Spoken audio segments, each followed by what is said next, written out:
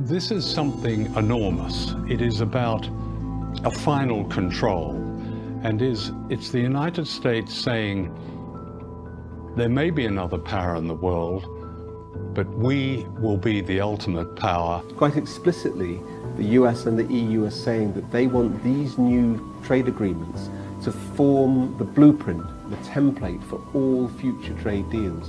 And that means they're rewriting the rules of the global economy, and that means for everybody. People, the likes of you and I, are excluded. Governments, to a great extent, are excluded. Those who are included are the multinational corporations. Overnight test triggered a magnitude 5.3 tremor near North Korea's main nuclear base. South Korea and Japan called the test reckless and unacceptable. And President Obama, returning from a trip to Asia, promised serious consequences.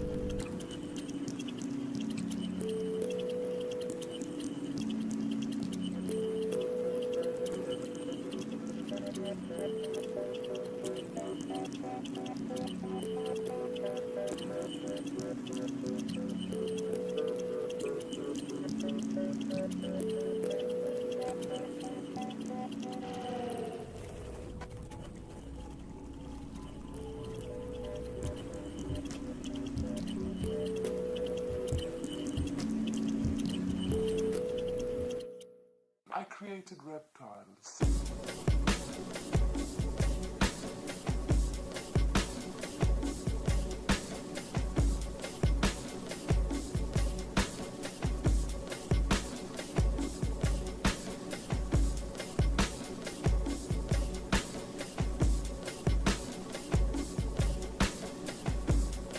Typhoon Meranti has struck southern China after sweeping across Taiwan. Described as the fiercest storm in the world this year, it's lost strength since being registered as a super typhoon, but has still wreaked havoc and caused massive disruption. The city of Xiamen has been worst hit. High winds and lashing rain have resulted in flooding and brought down trees. Windows in tall buildings shattered. More than 1.6 million homes across Fujian province have experienced power cuts. Water supplies have been disrupted. Travel's been severely affected, with dozens of flights and train services cancelled. Despite the dramatic scenes, there have been no reports of casualties, although one person died earlier in Taiwan. Courtney, the academy is still open. They are holding classes now, working closely with the Pasco Health Department to do what they can to try and control this bacteria. But at this point, several of the parents that we spoke with say they would just assume that the place shut down for a short period of time, get a thorough cleaning from top to bottom, and then reopen, hoping to avoid more cases of kids getting sick. Well, I personally think the school should have been shut down. Jessica Duncan's 12-year-old son is one of more than 20 students at Heritage Academy Day School in Zephyr Hills dealing with an outbreak of shigellosis. Vomiting, bloody diarrhea, dehydration. So far, 3 confirmed cases in the school's pre-K, as many as 21 more suspected, affecting various age groups. You know, you really want to get on it fast. Health officials say shigellosis is a highly contagious bacterial infection, similar to salmonella, spread through food or water contaminated with feces, even contact with contaminated objects, bathroom faucets, handles, doorknobs, or toys. Especially in a school setting where, you know, kids maybe don't wash their hands the best, and, you know, unfortunately they may touch things and other people come in contact with it and it spreads that way. The school has now sent 3 letters home with parents, letting them know that they are working with the Department of Health, which has imposed Phase 1 guidelines to help control the outbreak. To make sure that the school or whoever that institution is, that they're cleaning those high-touch areas. Heritage Academy says it's following orders, disinfecting toys and play equipment, mandating hand washing before and after meals, as well as bathroom breaks. Students with suspected cases, including Duncan's son, can't go back to school until they've tested negative twice. But what troubles her is that as far as she knows, the source of the outbreak has not yet been pinpointed. So even if my son does go back, he's going to get it again because it's still going around. County officials say they don't see any reason to shut down the school or any institution as long as those protocols are being followed. That means anybody who is sick should not come back until they are all clear. And that means that the surfaces inside the building have to be kept spotless because the bacteria can survive for months even before being touched. Courtney? After 10 months of talking, Washington has agreed a record $38 billion military aid package for Israel. The deal, signed on Wednesday, will allow Israel to upgrade most of its fighter aircraft, improve its ground forces mobility and strengthen its missile defense systems. This is the single largest pledge of military assistance to any country in U.S. history. It's a reminder of the United States' unshakable commitment to Israel's security. The drawn-out talks underscored continuing friction between the US and Israeli leaders over the nuclear Iran deal. But to avoid uncertainty with the new administration, Premier Benjamin Netanyahu signed. I'd like to thank President Obama and his administration for this historic deal. I also thank our many, many friends in the American Congress and the American people for their support. Earlier, I spoke with veteran journalist, author, and RT host Chris Hedges. I first asked him why Western media is failing to cover the North African state in peril.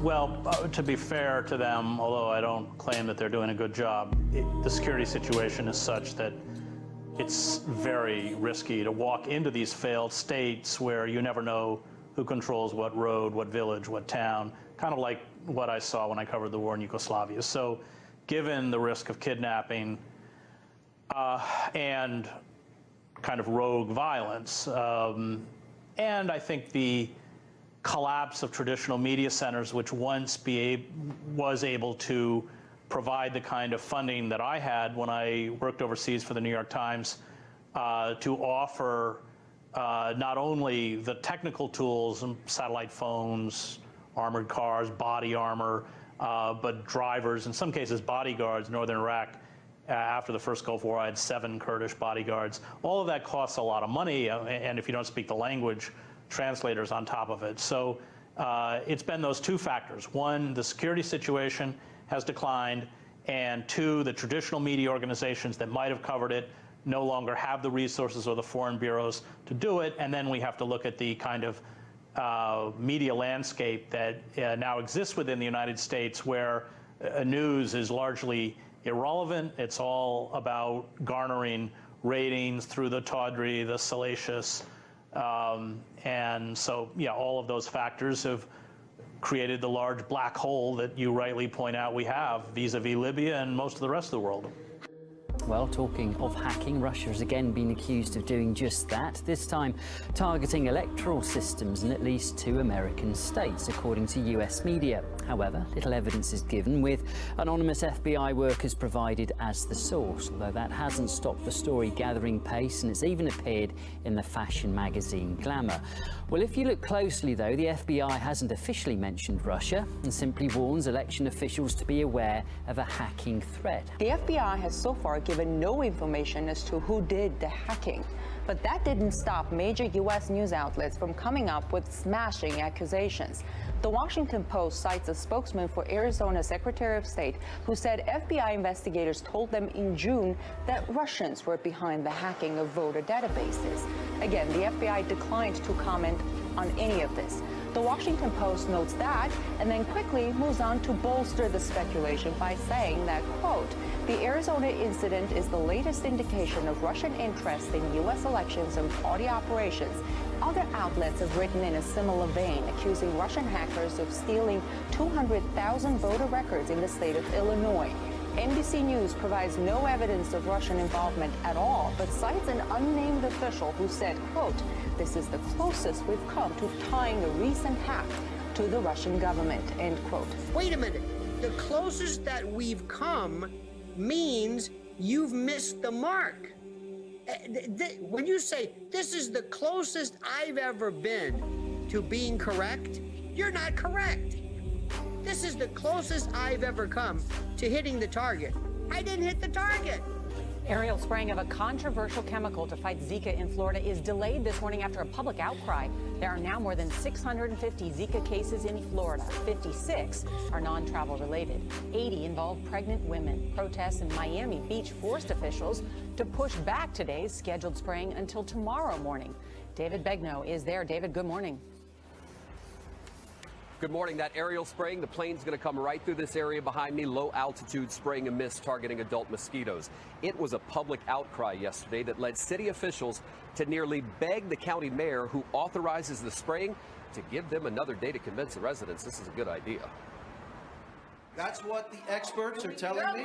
You're lying to all the quiet, people. folks, please. This is information. Over and over, an angry crowd shouted at Miami-Dade County Mayor Carlos Jimenez as he tried to tell them, based on the evidence of experts, the insecticide Naled is harmless to humans in the doses being used to kill adult mosquitoes. I will not get sprayed here, okay? Many people even doubted evidence from the CDC, stating Zika can cause babies to be born with devastating head deformities. Raise your hand if you're skeptical about the link between the Zika virus and microcephaly.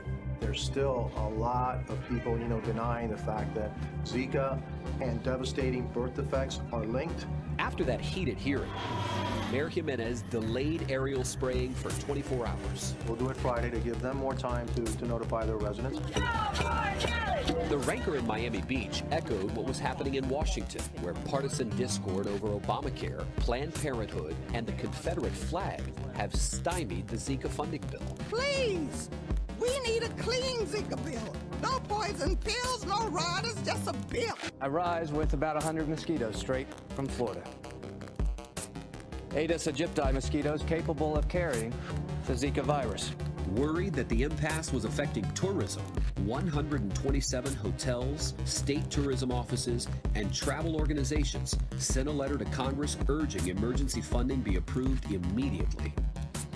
And this is really bizarre because residents in this nice little neighborhood near Upham's Corner came out this morning and they found dead birds or lethargic birds around, and not just any kind. There weren't sparrows or pigeons. There were only grackles.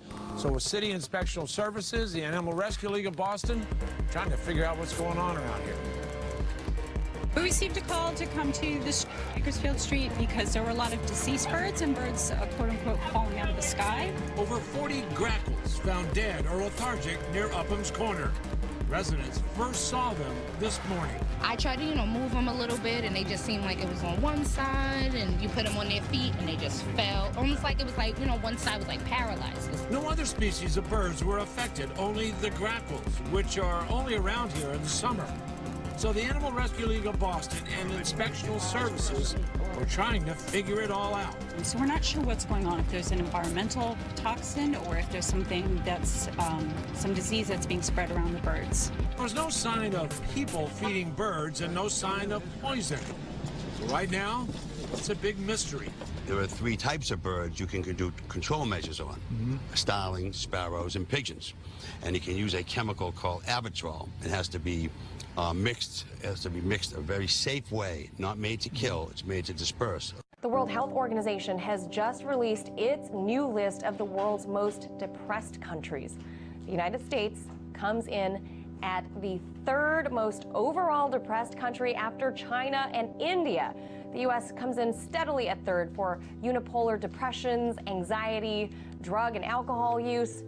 So how can this be in the most powerful and richest nation the world has ever seen? To help answer that, I'm being joined now by Dr. Lisa Palmer. She's a psychotherapist in the Miami area. Dr. Palmer, thanks for being here to shed some light on all of this. What gives? Is the quality of life here worse off than it appears? How can we be 3rd behind China and India? Well, we definitely do have a mental health crisis in America. 15 million Americans are affected by depression. 60% of them are actually taking antidepressants. And believe it or not, suicide is a 10th leading cause of death in America. So it is a very serious issue. I agree with that. Now, according to the WHO, India and China and the U.S.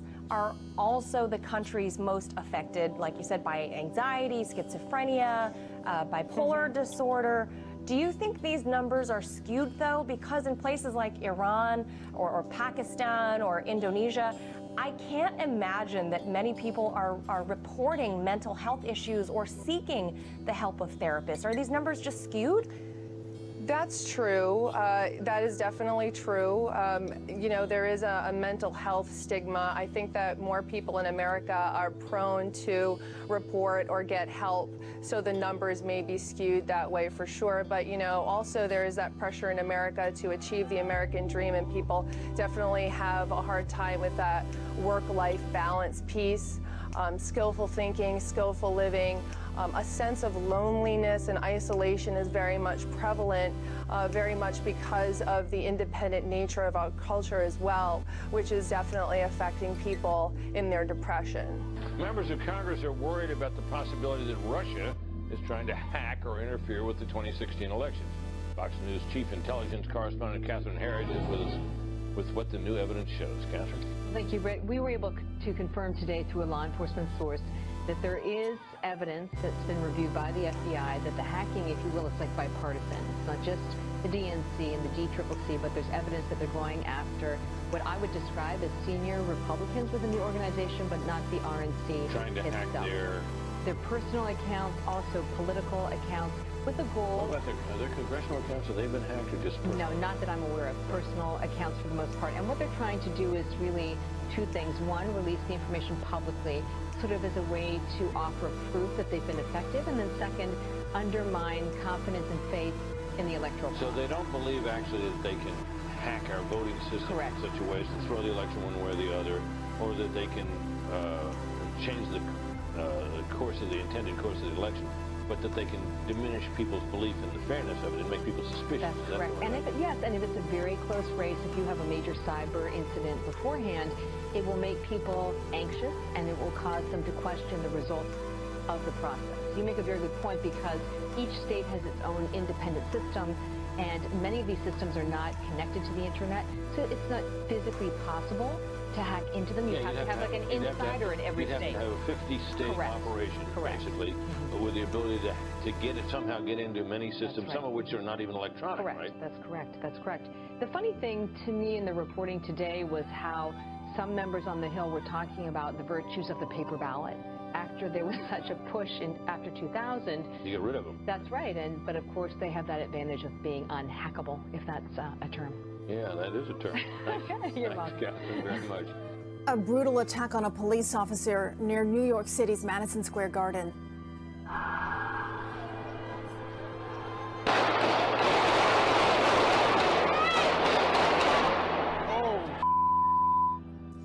Investigators say an NYPD officer was attacked Thursday with a meat cleaver by 32-year-old Akram Judeh. The officer sustained a 6-inch gash on his face as a result of this attack. Now, you heard shots being fired. The suspect was hit. Jerika Duncan is in Midtown Manhattan. Here's what we know after listening to that news conference. Police tell us that one officer sustained a 6-inch gash, significant injuries, they called it, to the face after being struck with the 11-inch meat cleaver. The suspect has been put in police custody. Akram Judeh is the name of the suspect. He's 32 years old and is from Queens. He is currently in the hospital in critical condition. Now, 2 officers suffered non-life-threatening injuries. They're being treated right now, and the NYPD said that they had significant video of this incident, which I'm sure will help them piece all of this together. We spoke to a witness shortly after this happened, and it happened at about 5 o'clock this evening, and that witness tells us that he heard police asking this man to put his weapon down, put that meat cleaver down, but he did not listen. As you saw in that video, police then started chasing the man. Eventually, they shot at him. Police confirming at that news conference that 3 police officers fired 18 rounds. This happened in a very, very busy time of day, rush hour. It happened near Penn Station, Madison Square Garden. Police responding to 911 calls. A man trying to forcibly remove a parking clamp from his tire. It appeared the man had been living in his vehicle while police started questioning him. Officials say that's when he pulled out an 11-inch meat cleaver and started running in the direction of Macy's. While he refused to drop the weapon, a police taser failed to stop him. He ran, jumping on a police car. An NYPD detective who had been on his way home basically gets in his way, tries to subdue him. He's slashed with a meat cleaver, a 6-inch gash from his temple to his jaw, and that's when police fired their weapons, 18 shots, which were described by the police commissioner as, quote, sufficient to deter attacks on my officers. Now, the man is identified as 32-year-old Akram Jude from Queens, New York. He does have a history of arrest, including hitting a police car repeatedly with a fence post. He's in critical condition. The detective had surgery last night, and law enforcement officials say that there does not appear to be any nexus to terrorism. However, the NYPD not yet ruling anything out until the investigation is complete. This is what cooking for 10,000 people looks like. This kitchen, which is boiling hot and a hive of activity, is part of an operation organized by a Catholic charity called the Jesuit Refugee Services. It's given to some of the neediest people here in government-controlled West Aleppo, but it's quite clear that the needs here in the West are nothing like as serious in the rebel-held sector in the East. What they'll do is put all this into containers and take it out to feeding centers. Over on the east side, the other side of the front line, food prices are 300% higher. That's because of a deliberate siege by the government, putting pressure on the population and on the rebel fighting groups. An 18-year-old Austrian woman is suing her parents for posting photos of her on Facebook without her consent and making her life miserable by constantly posting embarrassing and intimate photos of her, including pictures from when she was a child.